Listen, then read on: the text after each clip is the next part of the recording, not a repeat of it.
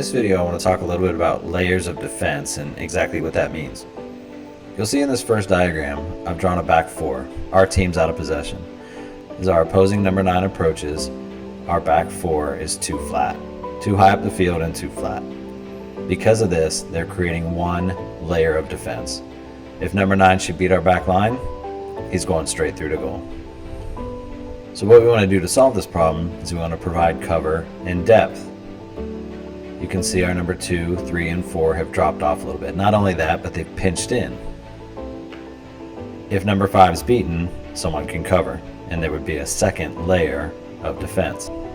I intentionally drew the opposing number 7 and 11 in different places. Number 11 is continuing to move forward, where number 7 is being a little more cautious.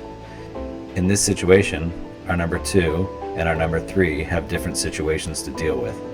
If our number 3 decides to go mark tightly the number 7, it creates a space behind us for our opponent to potentially play through.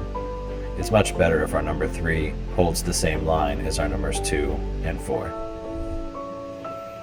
If our number 5 is beaten, number 4 will press, and it's a good idea now for our number 2 and 3 to drop off again to create depth, provide cover, and actually pinch in a little more central. If our number 4 is beaten, you can see now our number 3 has to press, and our number 2 again drops off and becomes a little more central, providing cover, providing depth. If you go back and look how our opponent progressed, you can see that where our number 5 was originally created one layer of defense, where number 4 was beaten was a second, where number 3 is a third layer, and number 2 is providing a fourth.